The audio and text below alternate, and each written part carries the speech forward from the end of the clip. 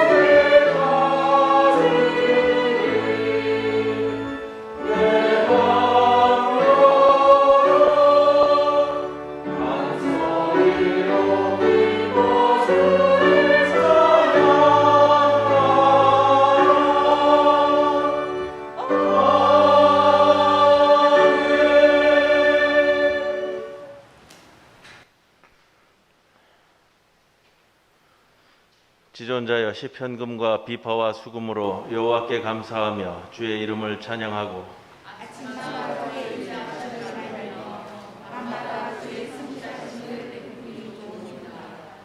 여호와여 주께서 행하신 일로 나를 기쁘게 하셨으니 주의 손이 행하신 일로 말미암아 내가 높이 외치리이다. 의인은 종려나무같이 번성하며 레바논의 백향목같이 성장하리로다.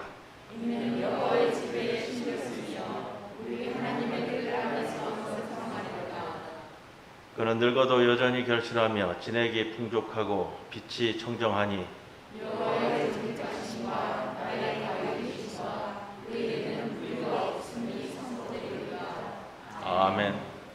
전능하사 천지를 만드신 하나님 아버지를 내가 믿사오며 그 외아들 우리 주 예수 그리스도를 믿사오니 이는 성령으로 잉태하사 동정녀 마리아에게 나시고 본디오 빌라도에게 고난을 받으사 십자가에 못 박혀 죽으시고 장사한 지 사흘 만에 죽은 자 가운데서 다시 살아나시며 하늘에 오르사 전능하신 하나님 우편에 앉아 계시다가 죄로서 산 자와 죽은 자를 심판하러 오시리라. 성령을 믿사오며 거룩한 공회와 성도가 서로 교통하는 것과 죄를 사하여 주시는 것과 몸이 다시 사는 것과 영원히 사는 것을 믿사옵나이다. 아멘.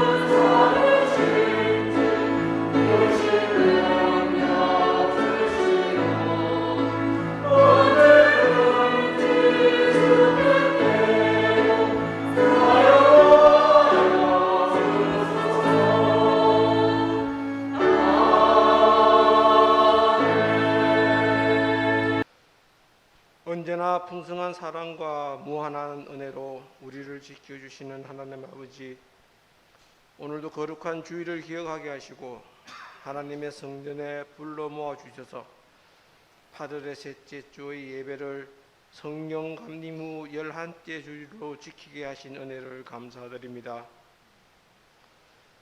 우리는 지금 기근과 전쟁, 폭염, 물난리, 바이러스가 기승을 부리는 시대를 살아가고 있습니다. 시대의 흐름을 바라보며 하나님의 섭리를 깨닫게 하여 주옵소서. 지난 한 주간의 죄를 하나님 앞에 회개하오니 눈같이 씻어주시길 원하며 하나님의 보호하심으로 지켜주시고 하나님의 은혜로 살아가게 하여 주시니 감사드립니다. 사람으로는 할 수 없지만 하나님께서 할 수 있음을 굳게 믿고 기도하고 소망하는 삶을 살아가게 하여 주옵소서. 하나님 아버지, 예수 그리스도의 이름으로 구하면 하나님께서 행하여 주신다고 말씀하신 것을 굳게 믿으며 우리의 기도가 나의 욕심을 위하여 구하는 기도가 아니라 하나님 아버지의 영광을 드러내는 기도가 되게 하여 주옵소서. 부산 중부교회 성도들의 삶과 삶의 모든 영역에서 주님의 지혜와 힘으로 보호하여 주시기를 기도드립니다. 자비로우신 하나님, 오늘 이 시간도 성령으로 충만케 하옵소서. 참된 것을 바라고 진리를 따르게 하옵기를 기도합니다. 세상에서 방황하다 주님께 나왔습니다. 답답한 마음과 간절한 마음으로 주 앞에 나온 성도들의 마음을 헤아려 주시고 기도 대목을 들어 응답하여 주옵소서. 다시 기승을 부리는 코로나19로부터 자신과 가족들의 건강을 잘 지켜나갈 수 있도록 도와주시고 전쟁, 폭우, 폭염으로 인해 고통받는 곳에 하나님의 평강이 임하셔서 피해 복구가 속히 되게 해 주시기를 기도드립니다. 하나님의 몸된 교회를 위하여 기도합니다. 하나님께서 뜻하신 바 이곳에 교회를 세우시고 지금까지 성장 부흥시켜 주심을 감사드립니다. 당회를 비롯하여 모든 기관들도 각자 자리에서 최선을 다하게 하시고 사랑하고 협력하여 하나된 마음을 갖게 하여 주시기를 기도드립니다. 수고하는 기관장들과 회장들을 붙드시고 임원들에게 함께하사 함께 돕고 힘을 합하는 아름다운 기관을 만들어가게 하옵소서. 모든 행사를 진행할 때 서로 협력하고 도와 하나님이 기뻐하시고 원하시는 일을 행하고 하나님 방식대로 행하게 하옵소서. 우리 교회를 통하여 이 지역이 복음화되기를 원합니다. 우리의 입술을 열어 하나님의 생명의 복음을 전하게 하옵소서. 우리의 손을 내밀어 이웃을 사랑하게 하옵소서. 삶의 소망을 잃고 살아가는 자들에게 참 소망의 복음을 증거함으로 기쁨을 얻게 하옵소서. 성가대의 찬양을 기억하여 주시고 보이지 않는 여러 곳에서 예배를 준비하는 손길들의 봉사와 수고를 하나님께서 친히 위로해 주시기를 기도드리고 각자의 영역에서 자기 자신이 행한 대로 하나님이 주시는 상급을 받게 하여 주옵소서. 하나님의 말씀을 선포하시는 담임 목사님을 성령의 능력으로 붙들어 주셔서 하나님의 말씀을 온전히 선포할 수 있도록 지혜와 능력을 더하여 주옵소서. 말씀이 선포될 때 우리 심령이 회복되고 우리의 영이 살아나는 저희들이 되기를 원합니다. 우리와 함께 예배드리지 못하는 성도들의 사정들을 하나님께서 일일이 돌아보시고 각자의 형편과 처지에 맞는 은혜와 은총을 내려주시기를 간구드리며 오늘도 살아서 역사하시는 우리 주 예수 그리스도 이름으로 기도드립니다. 아멘.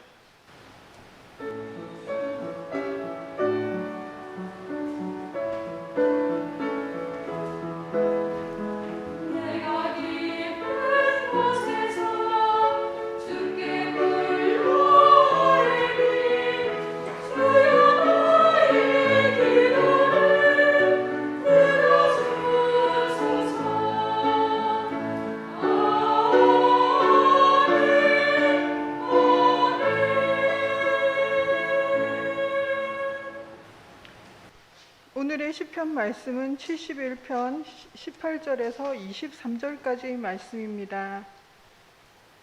하나님이여, 내가 늙어 백발이 될 때에도 나를 버리지 마시며 내가 주의 힘을 후대에게 전하고 주의 능력을 장래의 모든 사람에게 전하기까지 나를 버리지 마소서. 하나님이여 주의 의가 또한 지극히 높으시니이다.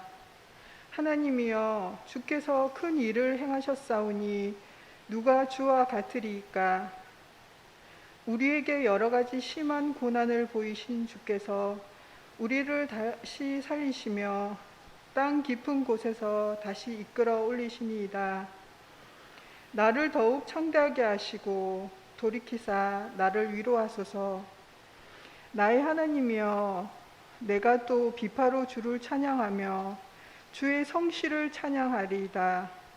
이스라엘의 거룩하신 주여 내가 수금으로 주를 찬양하니이다. 내가 주를 찬양할 때 나의 입술이 기뻐 외치며 주께서 속량하신 내 영혼이 즐거워하리이다. 이는 하나님의 말씀입니다. 네.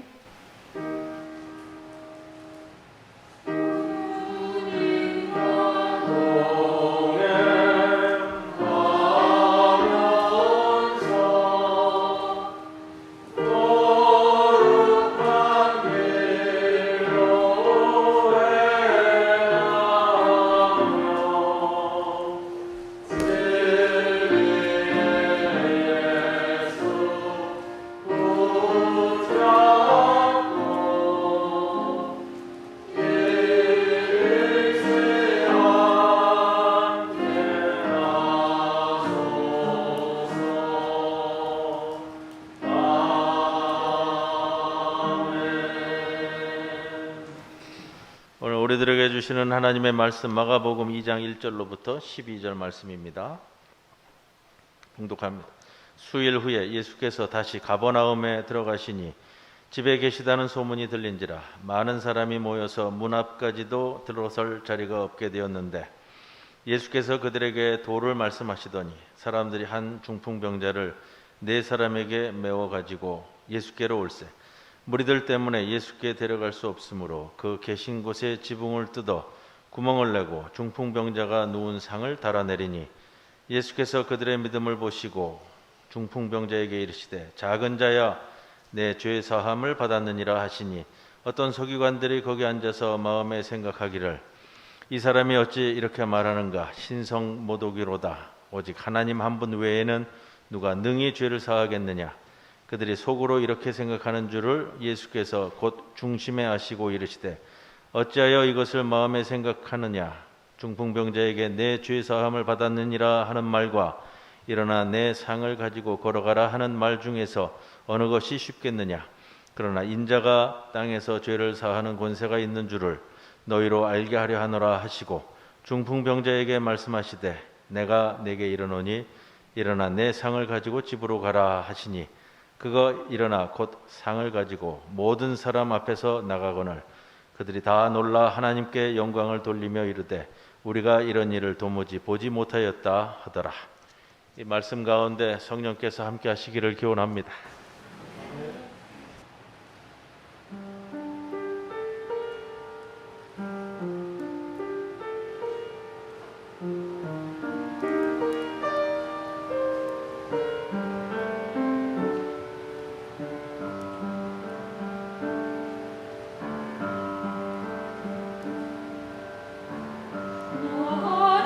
하나님께 이끌리와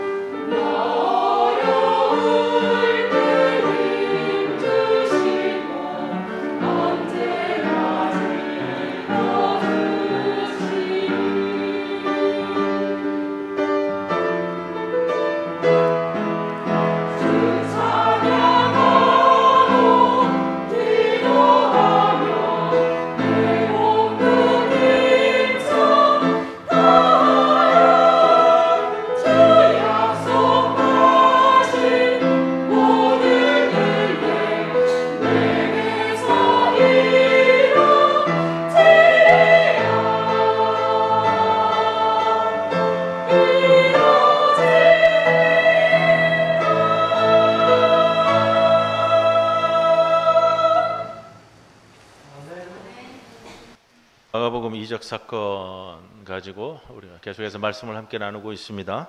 오늘은 중풍병자 치유 사건이죠. 지난주에는 우리가 평화통일주일로 본문을 다룬 걸 했고요.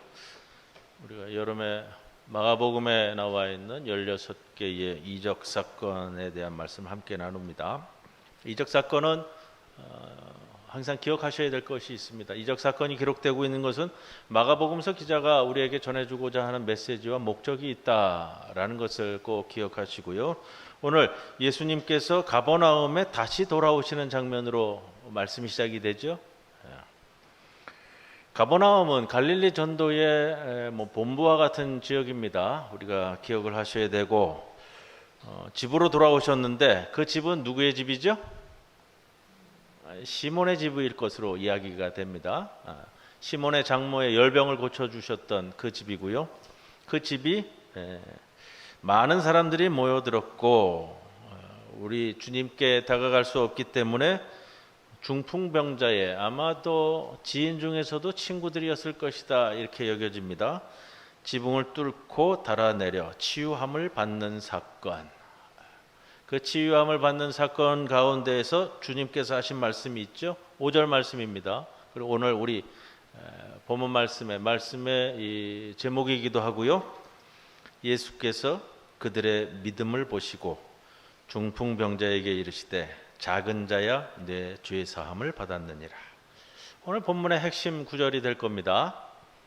그들의 믿음을 보시고 여러분, 그들의 믿음을 보셨다 했는데 그 믿음이 어떤 믿음일까요?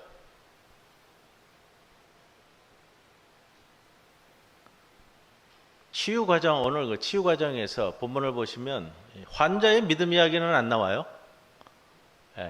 중풍병자이기 때문에 아마 말도 행동도 없었을 거고요. 그들의 믿음을 보시고인데 믿음을 인정받은 것은 그들이고 치유받은 것은 중풍병자고, 그렇다면 연속선상에 있다라고 볼 수가 있습니다. 여러분, 오늘 본문의 믿음이 무슨 믿음일까요? 침상을 메고 가는 믿음일까요? 지붕을 뚫고 달아내리는 열심 있는 믿음, 병자를 구하기 위한 열심과 헌신이 결과적으로는 치유를 일으키고 예수님의 마음을 움직이는 믿음일까? 여러분 어떻게 생각하세요? 그렇죠? 열심히 믿음일까요? 열심을 내는 건 믿음이죠. 근데 오늘 예수님께서 말씀하시는 이 믿음이라는 것이 열심 그 이상의 것은 뭐가 없을까요? 앞으로? 앞으로 이 질문을 가지고 오늘 말씀을 시작합니다. 지난번 본문 우리 기억하시죠? 나병 환자 사건이었어요. 나병 환자의 치유 사건의 핵심 주제는 죄사함이다 말씀드렸습니다. 그래서 고쳐달라고, 고쳐주십시오, 낫게 해달라고 요청하는 것이 아니고 뭐라고 했죠? 깨끗하게 해달라고요. 주님께서 원하노니 깨끗함을 받으라라는 죄사함의 선언을 하셨습니다. 오늘 본문에 와서도요, 5절에 보면 이렇게 표현되죠. 죄사함을 받았느니라. 죄인을 용서하고 죄를 깨끗하게 하는 죄사함의 가르침이 지난번 나병 환자 이야기고요. 그 연장선상에서 오늘 말씀도 볼 수 있겠다. 같은 선포가 이루어지고 있기 때문에요. 본문 말씀 봅니다. 1절에 수일 후에 다시 가버나움에 들어가시고 집에 계시다는 소문이 들리네요. 집에 들어가셨다는 거죠. 시몬의 집이고요. 시몬의 장모의 열병을 고치신 집입니다. 그 집에 모였습니다. 그래서 우리가 그때 그 말씀 나눈 것 중에 이런 말씀이 있었어요. 회당을 대체할 새로운 교회 공동체의 모습을 제기한 사건이 이 시몬의 장모의 열병을 고치신 사건이다. 회당이라는 말이 히브리어로 시나고 시나고게 이렇게 되는데 여기다 모여들었다라는 시나고를 쓴다고요. 동사형인데 그래서 시나고게를 대체하는 거예요. 그래서 이제 초대교회의 가정교회인 집에 모여드는 새로운 교회 공동체를 제기하는 사건이 이 시몬의 장모의 열병을 고치신 사건, 그리고 그 장모가 예수님과 제자들을 섬기는 걸로 새로운 교회 공동체의 출발을 우리들에게 보여줍니다. 기억하시죠? 그걸 기억하셔야 오늘 본문 말씀에도 연장선상으로 볼 수가 있습니다. 죄인을 용서하고 죄를 깨끗하게 하는 죄사함의 가르침이 나병 환자의 이야기로 이어져서 오늘 집에 다시 모였습니다. 2절에 보면 이렇게 표현되죠. 많은 사람이 모였습니다. 들어설 자리가 없을 정도로. 예수님께서 뭘 하셨죠? 여기서? 도를 말씀하시더니 이렇게 표현하잖아요. 도는 뭐라고 그랬어요? 한자 표기인데 말씀 도자라고 그랬잖아요. 길 도자가 아니고 말씀 도자. 헬라어 원어 성경에는 로고스로 얘기합니다. 말씀이 육신이 되니 요한복음 1장에 나오는 표현은 이 로고스가 육신이 되었다라는 표현을 쓰는데 예수께서 도를 말씀하시더니 조금 문맥에 맞춰서 번역을 좀 부드럽게 한다면 제가 이렇게 표현할 수 있겠어요. 예수님께서 그들에게 말씀을 전하셨다. 예수님의 사역의 가장 기본이잖아요. 제일 사역인데 그런데 특이한 게 있어요. 말씀을 전하셨는데 이 동사가 미완료형으로 쓰여요. 과거형이 아니고요. 미완료형은 뭐냐면은 과거에 반복해서 이루어졌음을 얘기하는 거예요. 그래서 직역을 한다면 이런 표현이에요. 예수님께서 말씀을 전파하시곤 하셨다. 반복되는 표현이에요. 여러 차례 반복해서 이 집에서 사람들에게 말씀을 전하신 겁니다. 그리고서 그 과정 중에 오늘 일어나는 사건이에요. 예수님의 말씀들을 갈릴리 사람들은, 가버나움 사람들은 계속해서 들어왔습니다. 또 그 이전부터 예수님은 말씀을 전하시는 것이 온 갈릴리에 전파되었다라고 1장에서 우리에게 전해줍니다. 자, 여기서 우리가 좀 생각하고 갈 것이 있어요. 마가복음은 기원 후 70년경 저술되게 되는데 예수님 승천 후에 한 30년, 40년 뒤에 초대교회 공동체를 배경으로 해서 마가복음이 쓰여집니다. 그래서 흔히 이야기할 때 이 마가 공동체의 신학을 배경으로 한다 이렇게 이야기합니다. 이 마가 공동체라는 초대교회 공동체를 말씀과 신앙으로 양육하기 위해서 그리고 예수님에 대한 기억을 잊지 않게 하기 위해서 주시는 초대교회에 주시는 말씀의 성격을 갖습니다. 요한복음은 요한 공동체에, 마태복음은 마태 공동체에, 누가복음은 누가복음 초대교회 공동체를 양육하기 위한 말씀이에요. 3절 봅니다. 한 중풍병자가 4사람에 의해 들어 올려져서 예수께 운반되어 오는 곳으로 3절을 시작하는데 제가 말씀 전하면서 흔히 드리는 말씀 중에 또 기억하셔야 될 것이 있어요. 대표 단수라는 표현을 썼잖아요. 나병 환자 이야기에서도요. 나병 환자로 대표되면서 전 공동체의 인원을 이야기한다. 대표로 나타내는 단수적 표현입니다. 오늘 중풍병자도 마찬가지예요. 중풍병자 한 사람으로 상징하는 문학적 기법이에요. 중풍병자로 표현되고 있는 공동체를 설정을 하고 그 중풍병자로 이야기되어지는 교회 공동체에게 무슨 메시지를 주고자 하는가 이거를 표현하는 겁니다. 2절에 모여든 많은 사람들이 결국 이 중풍병자와도 연관이 될 겁니다. 또 이 중풍병자와 같은 삶을 사는 사람들은 누구일까 하는 것을 우리가 생각해야 됩니다. 중풍이 뭐죠? 중풍이 뇌혈관 질환이나 어떤 것으로 인해서 몸을 마음대로 움직일 수 없는 병을 중풍병자로 표현하고 있어요.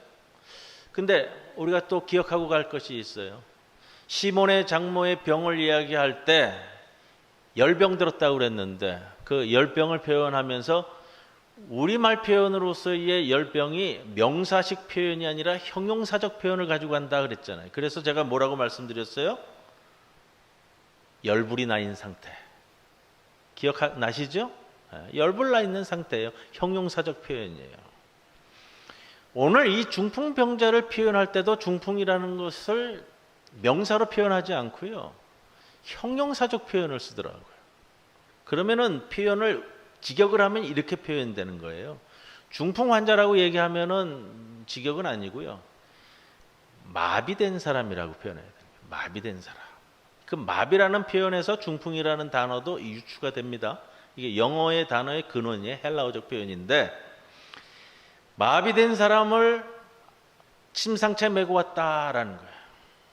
마비되었다는 것이 무엇일까 하는 것이 우리에게 중요해요. 오늘 이 본문이 우리에게 주는 거고요. 우리는 이미 압니다. 마가복음의 이적 이야기에서 나오는 이 병들의 모습이, 병든 모습이 그 병만을 일컫는 것이 아니라는 것을 우리는 이미 압니다.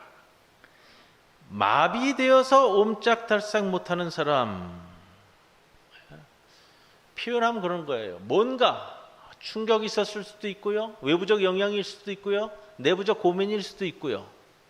뭔가에 의해서 영향을 받아서 옴짝달싹할 수 없을 정도로 몸을 움직일 수 없는, 운신할 수 없는 마비된 사람을 설정해 놓고 우리에게 메시지를 주고 있습니다. 그것이 무엇 때문인지는 뒤에서 다시 다룰 거고요.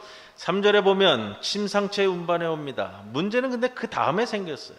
더 이상 중풍병자를 예수님께 접근시킬 수 없는 예기치 못한 상황에 봉착했습니다.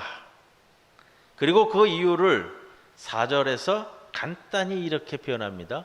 무리들 때문이다.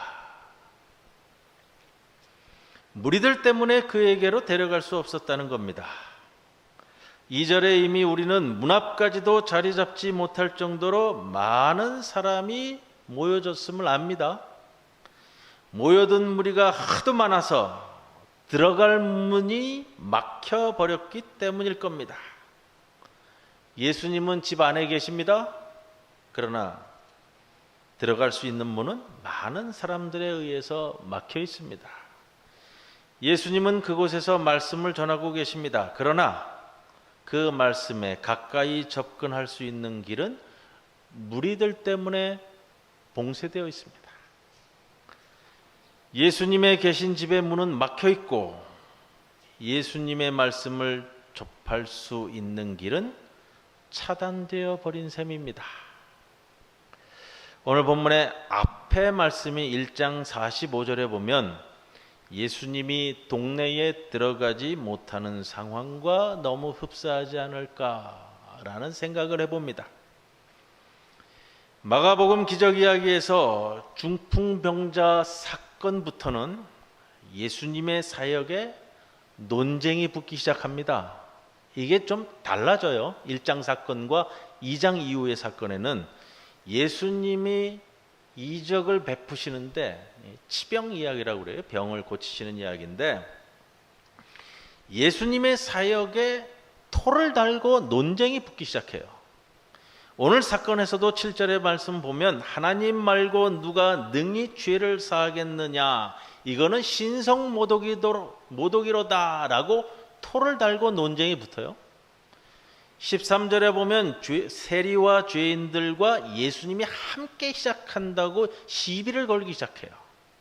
18절에 가면 제자들이 왜 금식하지 않느냐고, 또 안식일에 이삭을 자른 사건을 가지고 시비를 걸어요. 이게 다 논쟁이 붙는단 말이에요.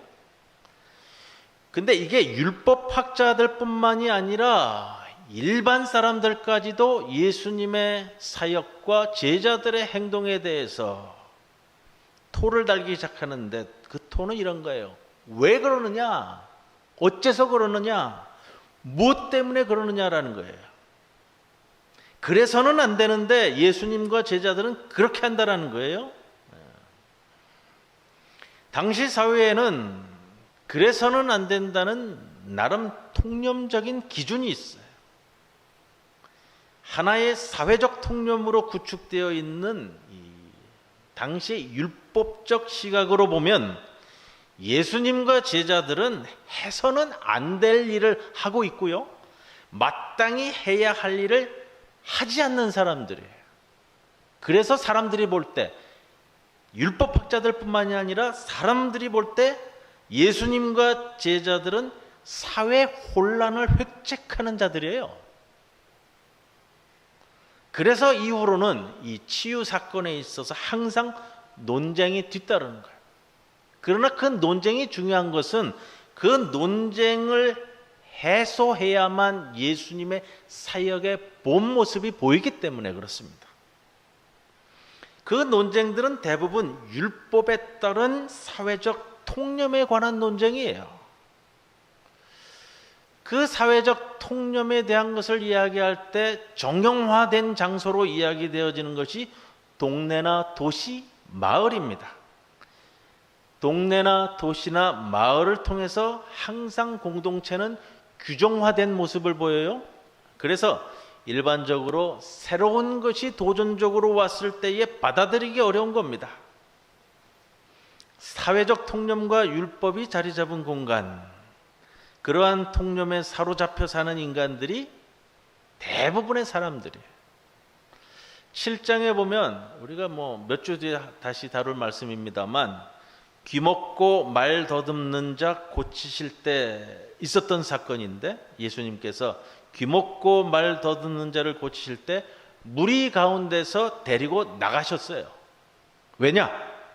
이 무리들의 통념을 벗어나지 않고는 듣게 할 수 없고 말하게 할 수 없다는 거예요. 8장에 가면 벳세대의 맹인을 고치시는 사건이 나오는데, 맹인을 고치실 때 어떻게 되죠? 마을 밖으로 데리고 나가서 고치셔요. 왜냐? 사회적 통념으로 굳어진 마을을 벗어나지 않고는 볼 것을 제대로 볼 수 없다는 거예요. 율법과 통념의 공동체의 무리에게 새로운 것이라는 것은 용납되기 힘듭니다. 그러니 자기들의 통념에 맞지 않는 것은 배척되어지는 것이고 소외되어지는 것이에요. 중풍병자가 바로 그런 소외의 대상이 되는 거예요.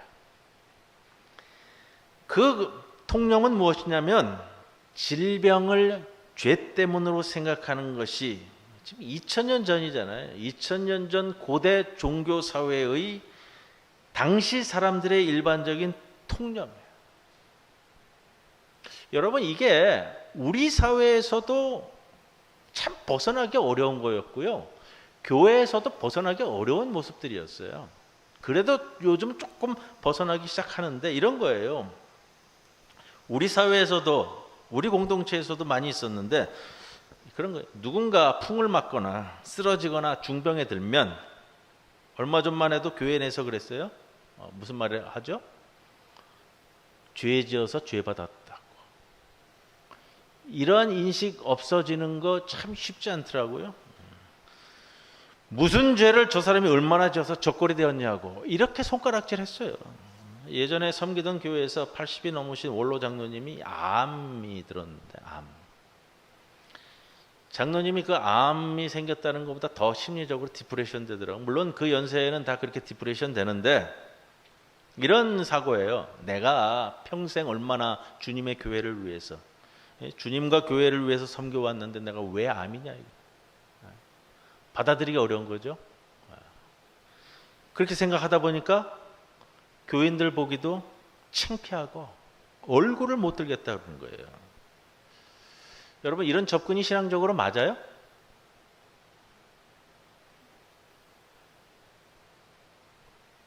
그게 아니라고요. 연세가 드시면서 육신이 노쇠해지고, 노쇠해진 육신이 고장나기 시작하는데, 고장난 육신의 가장 약한 데를 뚫고 들어오는 게, 그게 이제 암으로 나타나는 거예요. 내가 무슨 죄를 크게 지어서, 이게 아니란 말이에요. 그런데 지금 우리가 나누고 있는 성경시대, 고대 사회고요. 말 그대로 고대 사회예요. 2000년 전. 특히 율법과 사회적 통념이 진리처럼 받아들여지던 시기입니다. 당시 중풍병자라고 한다는 것은 큰 죄인이에요. 그 죄인은 공동체에서 받아들일 수 없는 죄인이라는 거예요. 그리고 사회 공동체는 이런 죄인과는 교류해서도 안 되고 만나도 안 돼, 터치해서도 안 되는 거예요. 그 집안과도요. 이러한 통념을 가진 사람들이 회당만이 아니라, 여러분 우리 오늘 이 구조를 잘 보셔야 돼요. 이러한 사회적 통념을 가진 사람들이, 그 무리들이 1장에 나오는 귀신 들린 사람이 있었던 그 회당 공동체만이 아니라 그 회당을 박차고 나와서 새로 만들어지는 가정교회 공동체, 1장에 이미 나오는 새로운 교회 공동체라고 하는 이 집에도 있다면, 여러분 그겁니다. 이 집에도 있다면 이거는 초대교회가 해결해야 할 우선적 과제가 되는 거예요. 죄인, 의인 이렇게 사람을 갈라놓고 그 중에서 죄인은 받아들일 수 없다고 고집하는 이런 유대교적인 발상이 불식되지 않는 한 새로 만들어지는 이 공동체의 이 집마저도 참다운 하나님의 집일 수 없고 그 전에 있었던 회당과 비교해서 다를 바 없지 않느냐라는 주제예요. 그리고 그 문제를 해결하는 말씀이 오늘 사건입니다. 예수님이 계신 곳에 지붕을 뜯어. 이 원어적 표현을 조금 더 살린다면 지붕을 뜯는다라는 표현보다는요, 지붕을 제거하여. 제가 찾아보니까 그래요. 지붕을 제거하여. 그리고 달아내렸죠. 그들의 믿음을 보시고. 자, 이제부터 시작이 되는 거예요. 그러면 그들의 믿음이 어떤 믿음이냐. 그리고 중풍병자를 치유하시는데 왜 죄 사함을 받았다는 죄 사함이 선포되고 있느냐. 조금 미리 갑니다. 예수님께서 선포하셨죠. 작은 자야 내 죄 사함을 받았느니라. 조금 오늘 번역에서 제가 못마땅하게 보는 것이 이 작은 자라는 표현이에요. 왜 이렇게 번역했는지는 예전에도 한번 이 말씀을 가지고 나누었고요. 여기서는 작은 자라고 표현하면 안 되고요. 얘야, 네 죄가 사해졌구나. 자식이 고기를 달라 하면 뱀을 주고 뭐 이 표현이 있죠. 거기에 이 자식이란 표현이에요. 그렇다면 이 표현은 어떻게 번역이 돼야 되냐면 아들아, 네 죄가 사해졌도다 이렇게 표현돼요. 이게 맞아요. 작은 자라고 표현하면 이거 안 돼요. 아들아, 네 죄가 사해졌도다. 예수께서 그들의 믿음을 보시고. 그들이 누구일까요? 네 사람이에요? 본문 보세요. 그 네 사람 앞에 뭐가 나와 있죠? 예?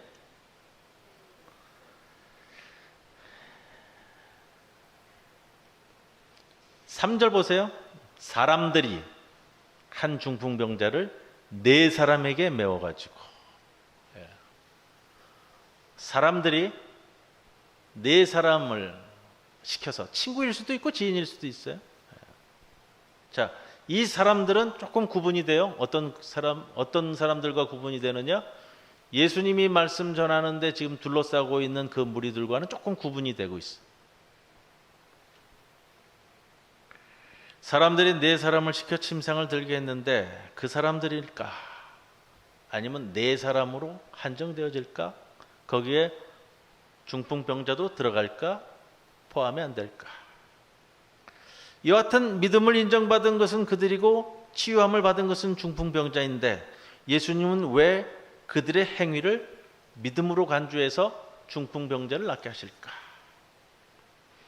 율법 체제 하에서 죄인들을 배관시하고 소외시키는 것은 당시 사회의 일반적인 통념이에요.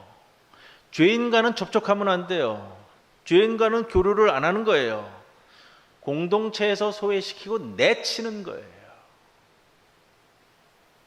무리들 때문에 그에게 데려갈 수 없었다. 율법적인 통념에 사로잡힌 무리로서는 죄인을 용납하고 용서한다는 것은 있을 수 없는 일이에요. 왜? 우리는 의인이니까. 여기에 중풍병자를 예수께로 운반하기로 한 무리들과 또 이 네 사람의 행위는 사회적 통념에 사로잡힌 무리들과는 달랐습니다. 그들의 행동은 용서와 용납을 전제하고 있어요. 의인과 죄인이라는 것을 나눠서 내치는 것과 다르다는 얘기예요. 율법적으로는 죄인일 수밖에 없는 이 중풍병자를 죄인의 선상에 놓지 않고 이미 받아들인 사람들이라는 거예요. 그러니 아무도 터치하지 않는 중풍병자를 떠매고 온 겁니다. 아무도 상관하지 않거나 죄인시하는 것이 사회적 통념인데 그들은 어떻게든 그가 고침을 받게 하고 싶었을 겁니다. 그리고 이미 그들이 용납하고 받아들였듯이 예수님께서도 당연 그러하시리라는 믿음이 있는 거예요.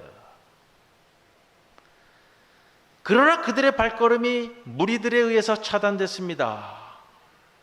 예수님 주변의 또 다른 무리들, 이 무리를 사로잡고 있던 율법이라는 통념의 장벽에 가로막혀버린 거예요.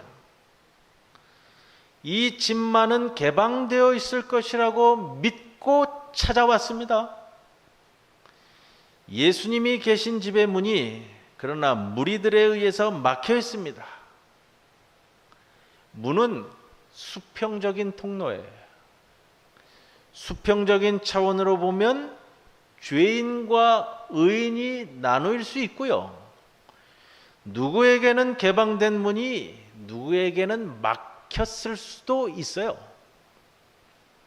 그러나 수직적인 차원에서 지붕을 제거해버리고 하늘에서 내려보다 보는 차원으로 생각한다면 그거예요, 여러분. 하늘에서 하나님께서 내려다보는 차원으로 우리가 생각한다면 죄인도 의인도 다 같은 하나님의 아들인 거예요.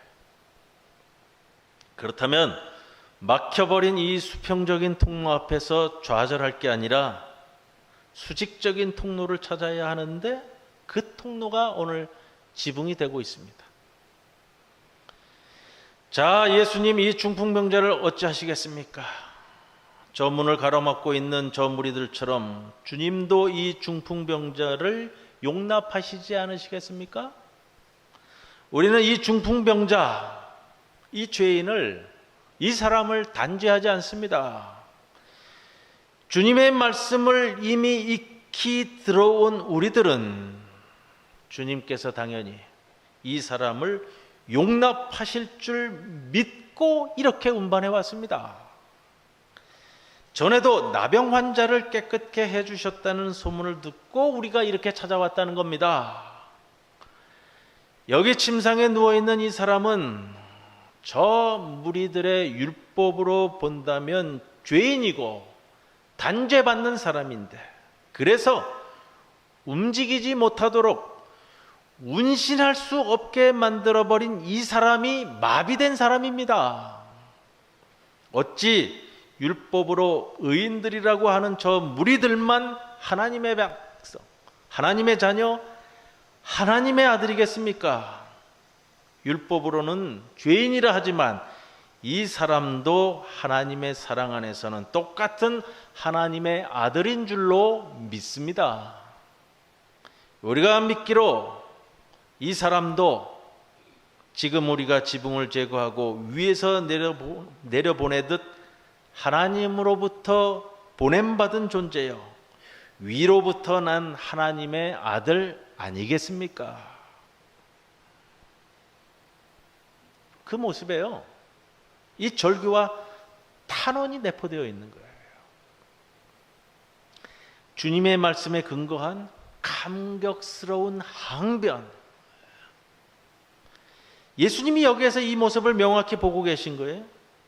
이 중풍병자를 데리고 온 그들의 행위에서 율법적 사회적 통념에 저항해서 한 인간을 병든 삶에서 일으키고자 하는 그들의 믿음을 보는 거예요.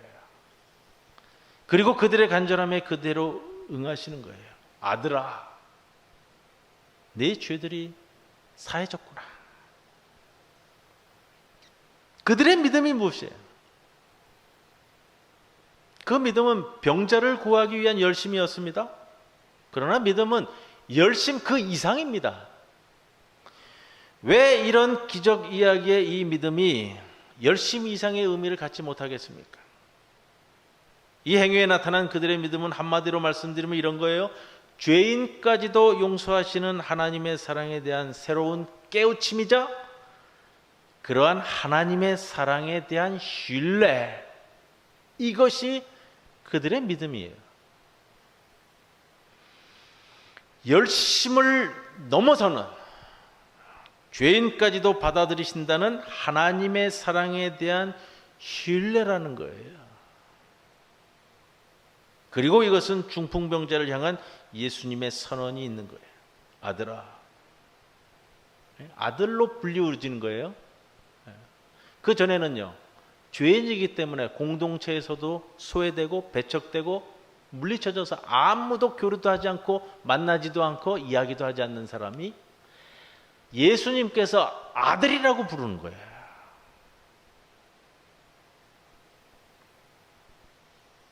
내 아들아, 네 죄들이 사해졌다. 여러분, 아마도 이 말씀은 새롭게 세워져 가고 있던 초대교회 공동체를 어느 순간에 좀 트러블이 있었을 것이고요, 문제가 있었을 거예요.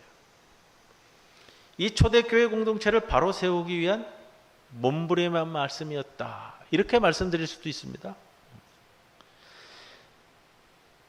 하루하루 세워져 가던 초대교회가 또다시 율법과 또 그거예요. 이제는 교회가 세워졌는데 교회 내에 새롭게 만들어졌던 통념들, 의인과 죄인을 구분하고 교회의 통념들, 전통이라는 미명하에 세워지는 또 다른 교회의 사회적 통념들, 그 가운데서 정말로 말씀을 쫓아가려는 이들을 내치는 그러한 상황을 전제하는 말씀입니다. 거기에 반해 주님의 사죄의 선언이 우리에게 크게 다가오는 겁니다. 사회는 아무리 죄인이라 해도, 교회 내에서 누구는 상종치 못할 사람이라고 해도 주님은 사랑과 용서를 갈구하는 이들을 위해 말씀하십니다. 아들아, 너희들의 이 도전적인 믿음으로 너희 죄가 사해졌도다. 이 말씀 붙들고 또 한 주간을 살아가시는 믿음의 귀한 공동체가 모두가 되시기를 주님의 이름으로 간절히 축원을 드립니다. 아버지 하나님, 우리의 믿음을 보시고 아들아, 네가 죄사함을 받았느니라, 이 말씀이 우리의 말씀이 되게 하옵소서. 예수님의 이름으로 기도드리옵나이다. 아멘.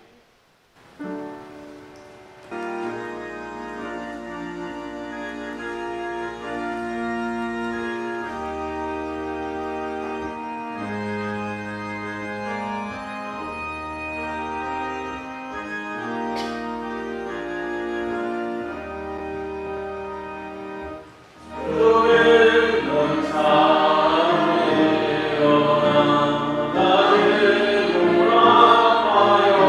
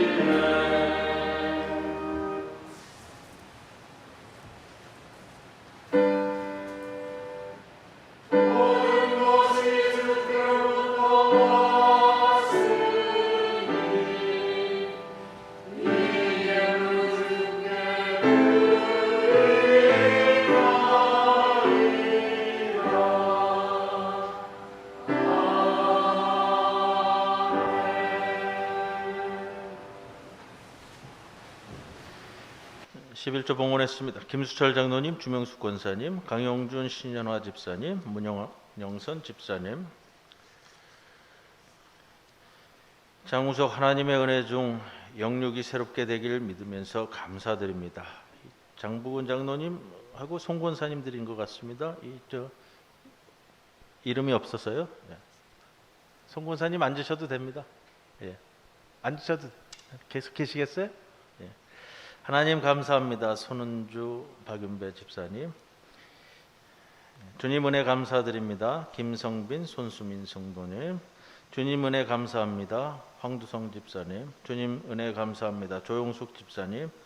또 황영준 선생님, 강영준 신현화 집사님 봉헌했습니다. 기도드리겠습니다. 주님, 우리로 하여금 항상 하늘의 참 기쁨을 누리며 살게 하여 주옵소서. 강은 흘러야 생명이 있듯이 사람은 죽어야만 영생을 얻습니다. 천국은 온 우주에 가득 찬 침묵으로부터 신바람을 맞은 영혼의 기쁨으로 옵니다. 처음과 끝이 한결같으며 모든 생명의 숨결은 동일하고 나눌수록 풍족하게 됩니다. 그런데 베푸는 것보다는 더 챙기려 하고 제단과 제물은 있으나 희생은 없으며 교리와 의식은 있는데 생동하는 숨결은 없고 감동적인 말의 잔치는 있으나 행동은 없는 이 오염된 신앙을 정화시켜 주시옵소서. 허세와 과시가 아니라 일상적인 작은 일부터의 성실함이 있게 하여 주옵소서. 부질없는 욕망의 사슬에서 벗어나 날마다 공급받는 하늘의 품삯으로 만족한 삶을 사는 주의 백성들 삼아 주옵소서. 들꽃과 바람이 맑은 화음이 되어 아버지를 찬미하듯이 가난한 제 영혼도 자유를 노래하도록 이끄시옵소서. 하루가 지나가면 만날 날이 더 가까워지는 것을 아는 제 영혼에 하늘의 기쁨이 가득가득 차오르도록 이끄시옵소서. 이러한 심령을 허락해 주실 것을 간구하며 이 시간 귀한 예물 봉헌합니다. 11조로 감사헌금으로, 한올헌금으로, 장학헌금으로, 주정헌금으로 주께 올리는 모든 봉헌을 기뻐 받아주시고 이 예물과 함께 올라가는 우리의 몸과 영혼도 기뻐 받아주시옵소서. 우리의 삶의 모든 구석구석 한 시간 한 시간 모든 시간을 주님께서 굳건하게 지켜주실 줄 믿사오며 감사드리며 예수님의 이름으로 기도드리옵나이다. 아멘.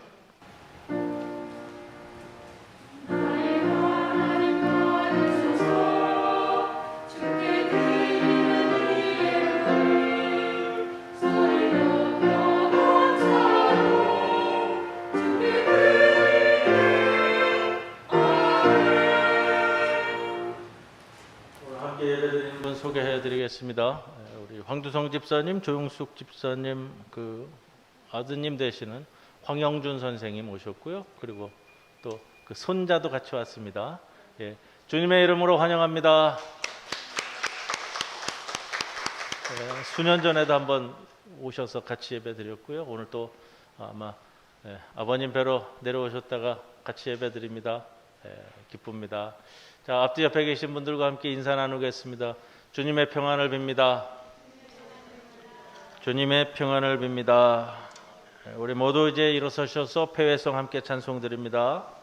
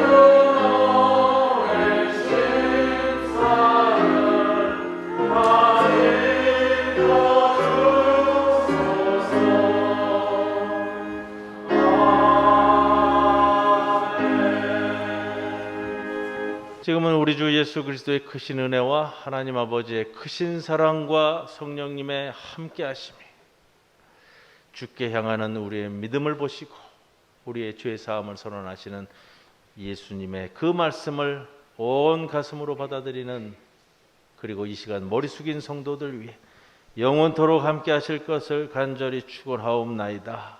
아멘.